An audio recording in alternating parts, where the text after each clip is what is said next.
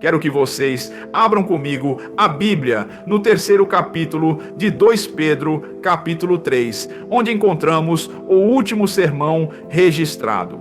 Esta noite, desejo falar sobre um tema solene e urgente: os sinais dos tempos, o fim do mundo e a segunda vinda de Jesus Cristo. Vamos juntos ao terceiro capítulo de 2 Pedro, capítulo 3. A palavra de Deus nos adverte com clareza que nos últimos dias haverá flagelos. Prestem atenção a essa expressão, nos últimos dias, que aparece repetidamente nas Escrituras. A Bíblia revela que haverá um momento específico na história, conhecido como os últimos dias.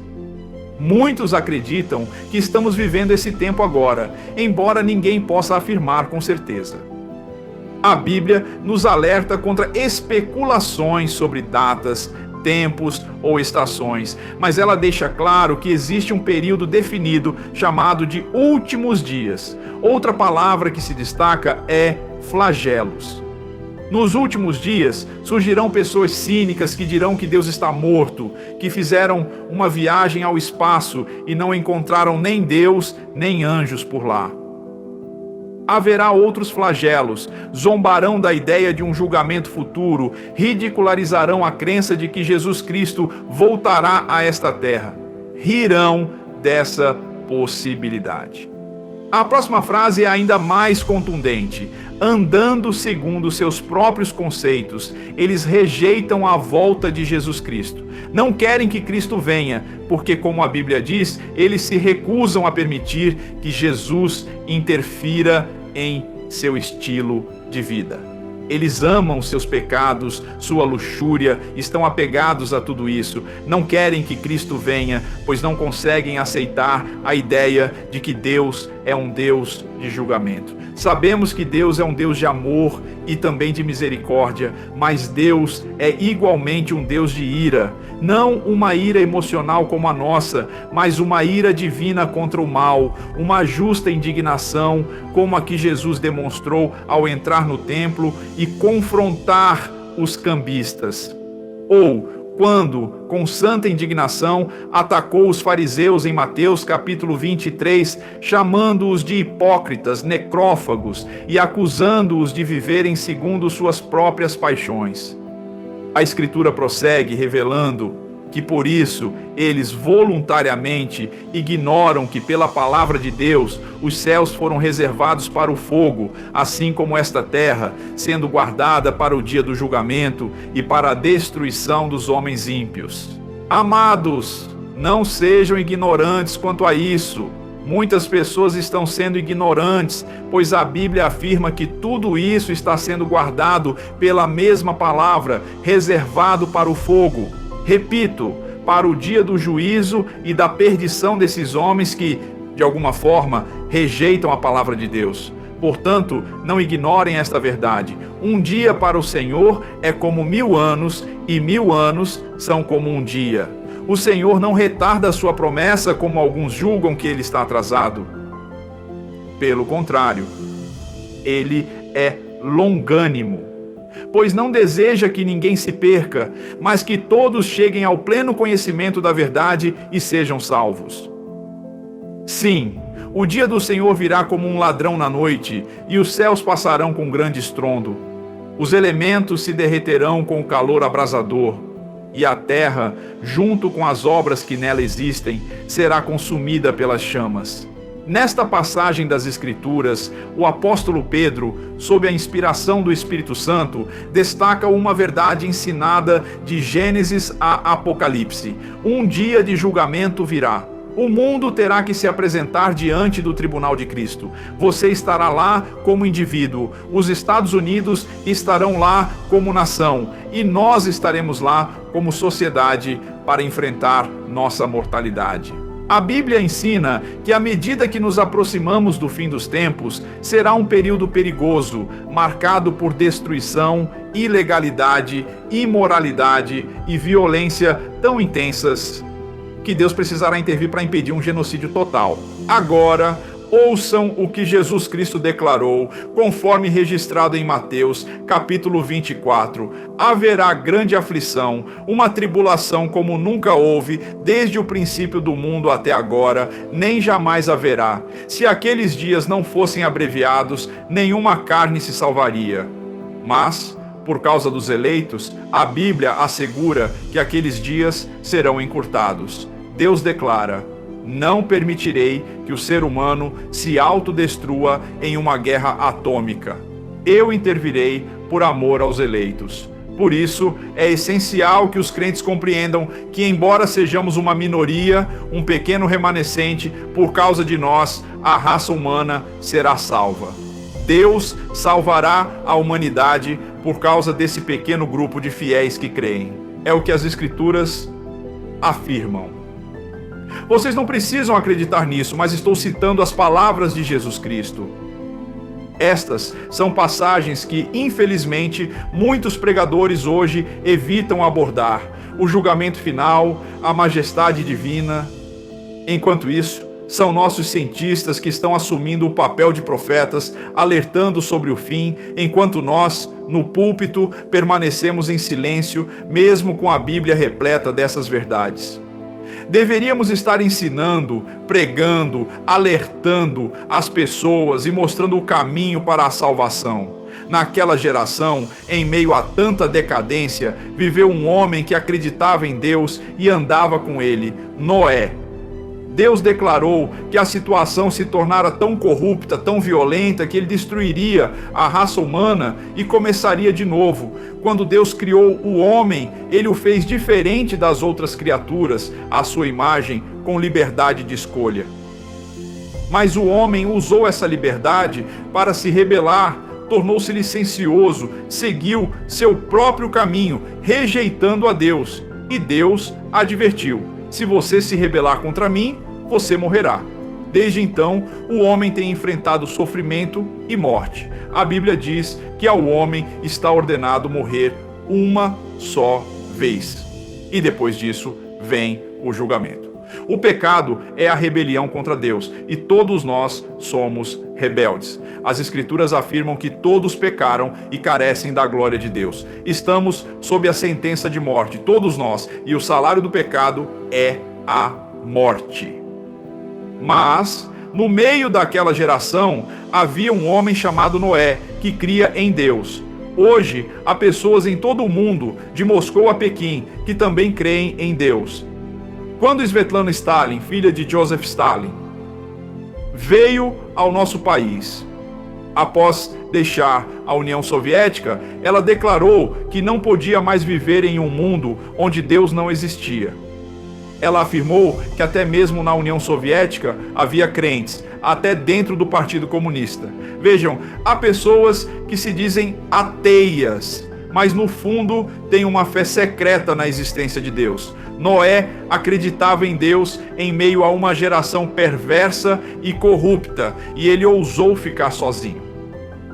Ele se levantou e declarou: eu creio em Deus, mesmo quando o mundo ao seu redor se entregava ao pecado. Quero dizer a vocês que para se levantar hoje em nossas universidades modernas e afirmar que creio em Deus, para levantar uma Bíblia e proclamar que este livro é a palavra inspirada de Deus, é preciso muita coragem. Há professores e alunos que vivem uma vida solitária nos campi porque creem em Cristo. Mas eles estão lá. Deus tem seu povo espalhado por todo o mundo, e em uma cruzada como esta, ele reúne muitos deles.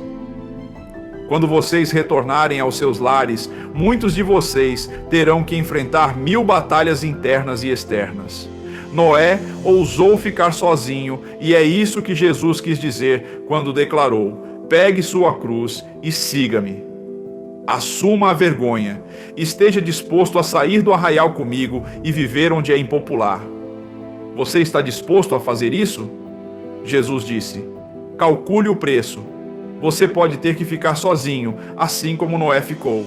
E Deus veio a Noé um dia e disse: Noé, destruirei a raça humana com um dilúvio.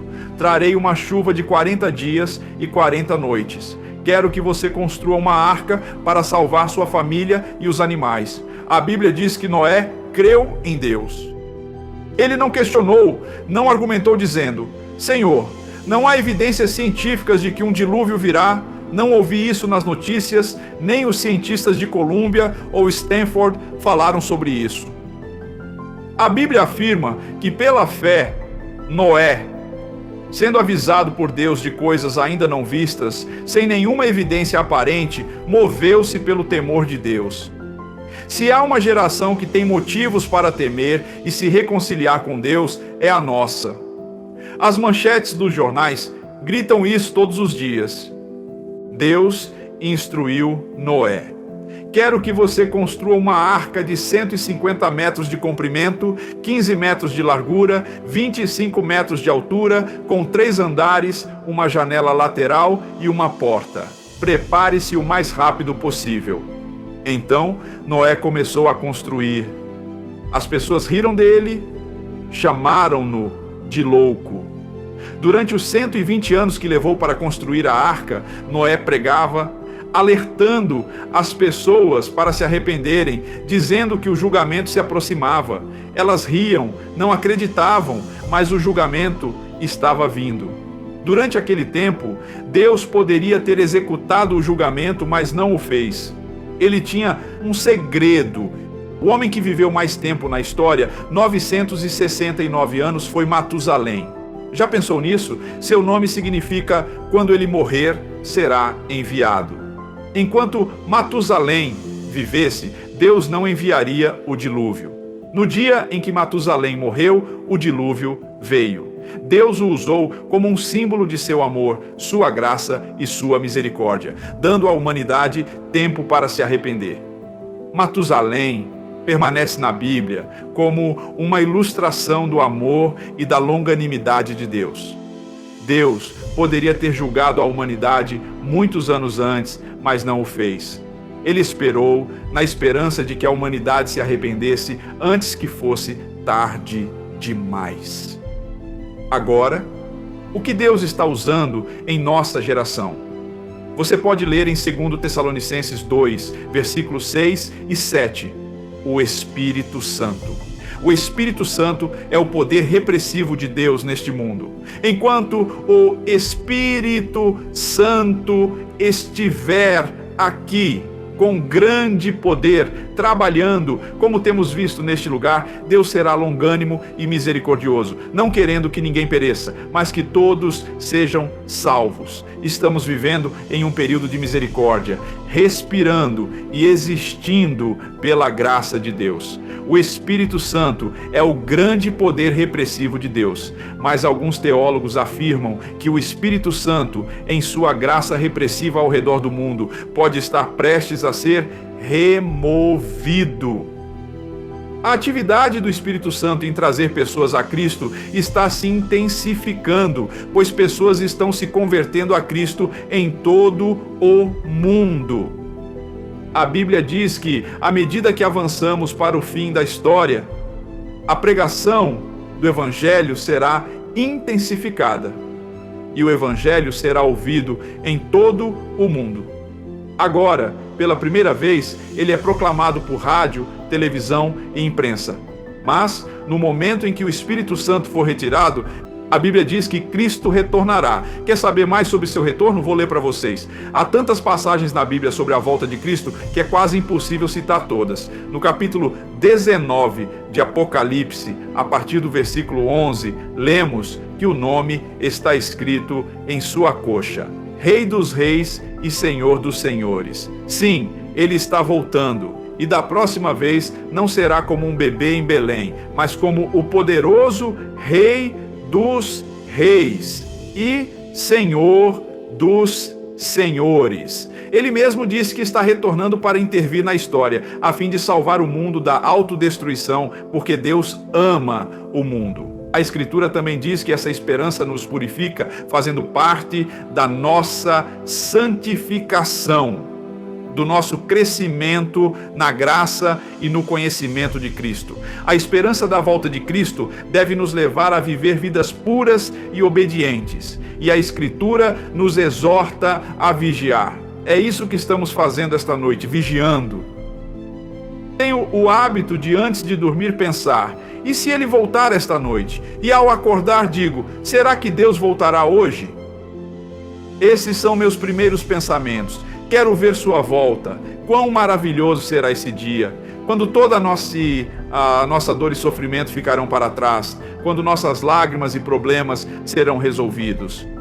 Que dia abençoado será! Jesus reinará e os problemas que enfrentamos hoje, os problemas sociais, raciais, as doenças, a pobreza, a guerra, serão completamente resolvidos. E então Jesus disse: prepare-se. Você está pronto para esse dia? Cristo vive em seu coração? Você está preparado para o dia do julgamento? Se Cristo vier esta noite, você está pronto? A Bíblia nos exorta: prepare-se para encontrar o Senhor seu Deus. Como você se prepara? Primeiro, tenha a certeza de que Cristo é seu Salvador, por meio do arrependimento dos seus pecados. O que significa arrependimento? Significa que você está disposto a dizer: Deus, eu pequei e estou disposto a mudar meu modo de vida. Isso é arrependimento. Em segundo lugar, pela fé, você recebe a Cristo como seu Salvador. Você não está confiando em suas boas obras, nem em nada além de Jesus Cristo. Quando eu chegar à entrada do céu e me perguntarem pelo sinal, não direi que preguei para grandes multidões, nem que li a Bíblia inteira. Direi apenas: estou coberto pelo sangue de Jesus Cristo. Vou para o céu total e completamente baseado no que Cristo fez naquela cruz. A salvação não é pelas obras, é pela graça de Deus que Ele nos oferece, e você precisa recebê-la pela fé e crer.